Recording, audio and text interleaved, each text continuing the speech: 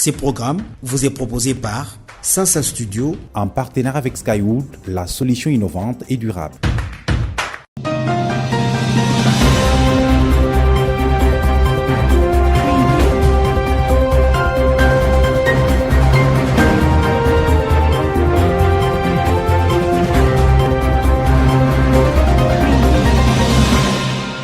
Mesdames et messieurs, bienvenue à cette nouvelle édition de Sasa Magazine, votre rendez-vous hebdomadaire d'information qui commence par les sommaires.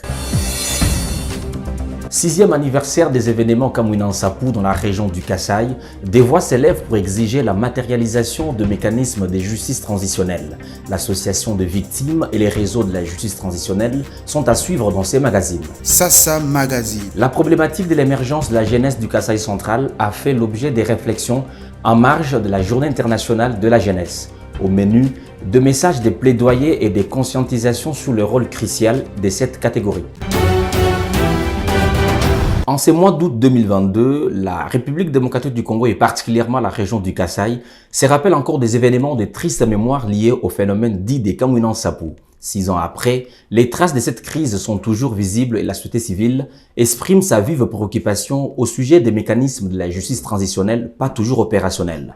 C'est un dossier de Sasa Magazine, ici rendu par Marlène Kankou. À marge de ces mois d'août, qui en 2016 a vu se succéder divers événements, dont la mort annoncée du chef Kamwina Nsapu et l'intensification du mouvement dans la région, suivi de graves violations des droits de l'homme, et la crise humanitaire, le président du réseau centre-kassaïen de la justice transitionnelle, Dominique Kambala, regrette qu'il n'y ait pas eu suffisamment d'évolution pour la gestion de ces lourds passés. Ce triste anniversaire constitue une occasion d'opérationnaliser les mécanismes de justice transitionnelle, note-t-il. On a mis en place un mécanisme de recherche de la vérité, la commission provinciale Vérité, Justice, Réconciliation. Et cette commission souffre de son opérationnalisation. Nous nous posons une de premières questions.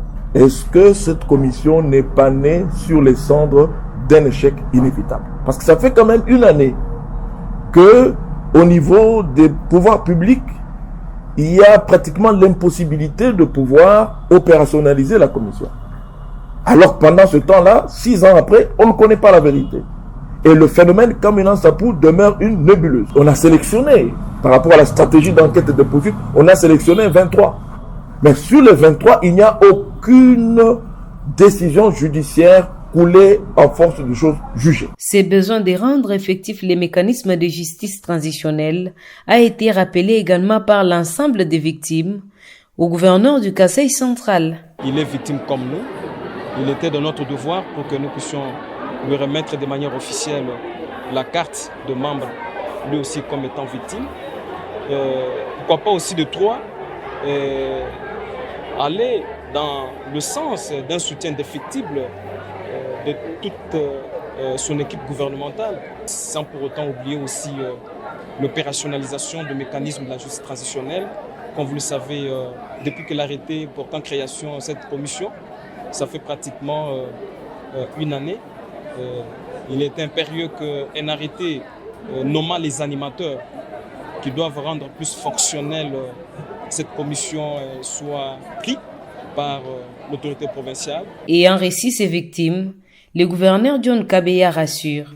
Je ne tournerai jamais les dos aux victimes du Grand Kasaï que vous êtes. J'ai pris la résolution de parler au président de la République de tout ce que vous avez comme problème. Lesquels problèmes sont désormais mes problèmes à moi. Parce qu'en définitive, il faut des solutions à tout prix et à tous vos problèmes.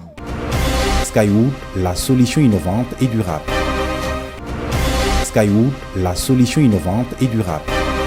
La jeunesse du Kasaï central a invité à plus de conscience au sujet du rôle qu'elle est appelée à jouer. C'est l'un des messages forts lancés ce week-end au cours de la cérémonie commémorative de la jeunesse organisée à Kananga le 12 août à l'initiative du Conseil provincial de la jeunesse. Suivez ces reportages. Ces messages de conscientisation ont été lancés à travers les adresses prononcées pour la circonstance et la Sénat dénonçant les antivaleurs dans la formation de la jeunesse. Pour Peter Bakandoa, président du Conseil provincial de la jeunesse, la présence des jeunes dans les instances de prise de décision et la tenue des états généraux de la jeunesse demeurent prioritaires.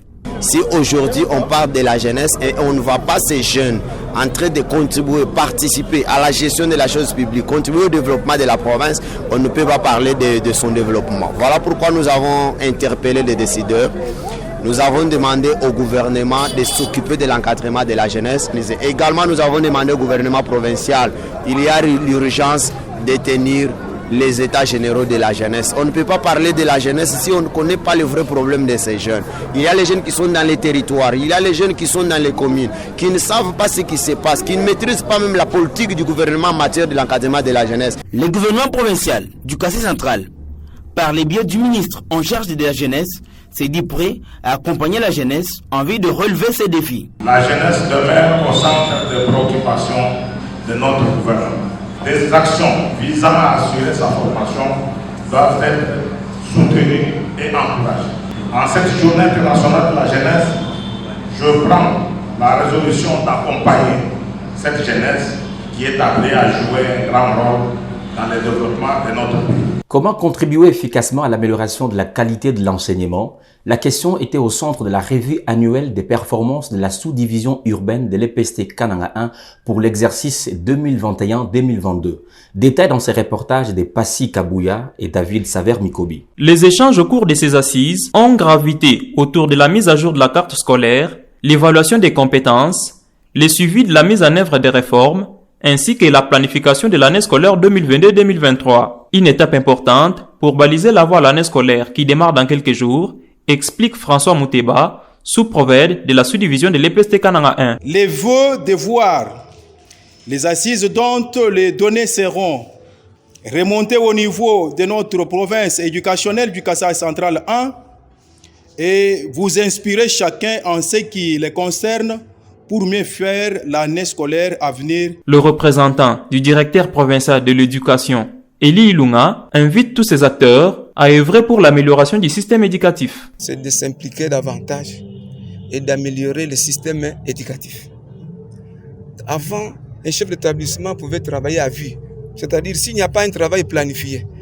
On ne peut pas venir à l'école comme ça parce qu'on doit y venir, mais on doit concevoir ce qu'on doit faire. C'est ça le conseil que nous leur avons demandé, d'aller prendre ces modèles, d'aller planifier les activités qu'ils doivent mener dans leur établissement scolaire. Skywood, la solution innovante et durable. Vers les démarrages des travaux de réhabilitation des bâtiments et modernisation de la voirie urbaine de Kananga, après la réception de matériel, les entreprises Afrimex et Toa Construct ont signé au cours de la semaine qui s'achève les contrats avec le Bureau central de coordination BESECO pour cette fin.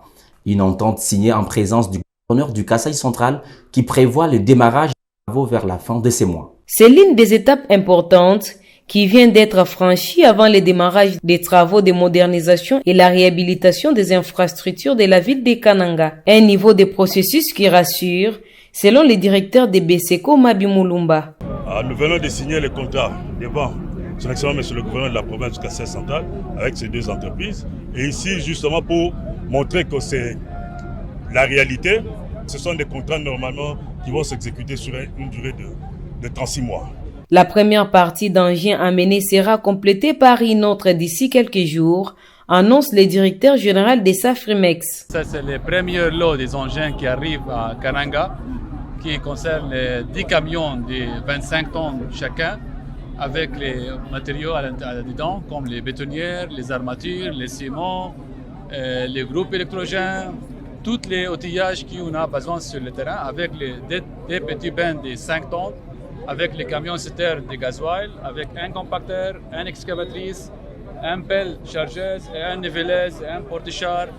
Tout ça, ça reste ici à Kananga. Et le deuxième lot va arriver ici jusqu'à la fin du mois encore. Retour sur cette information au ministère de Finances. Une vingtaine d'archivistes ont prêté serment devant la vice-ministre de Finances. C'est à l'issue de la session des renforcements des capacités organisée à leur intention. Espérons Daniel Kamboulou pour les récits. En vue de rationaliser la gestion des archives dans l'administration du ministère de Finances, une vingtaine de préposés archivistes ont prêté serment devant la vice-ministre de Finances, Onej Sele. Ce, après une formation sur les fondamentaux de la gestion des archives. Satisfait de la vice-ministre de Finances, Onej Sele, qui attend de cette équipe un travail de qualité dans le respect des règles. À vous les préposés, aux archives du cabinet des finances, Je vous félicite et vous exhorte à tout mettre en place pour être discipliné, être discret comme l'indiquent vos quelques mots présentés tout à l'heure, et vous exhorte au professionnalisme. Votre formation devra vous servir non seulement pour ce cabinet, mais aussi pour toute votre vie. Les assermentés archivistes du ministère de Finances travailleront sur base d'une vision laborieuse afin de conserver les archives pour les générations futures. Ça n'est fini pour ce week-end. Merci d'avoir été nombreux à nous suivre partout dans le monde sur Ce Direct. N'oubliez surtout pas d'aimer et de partager cette vidéo.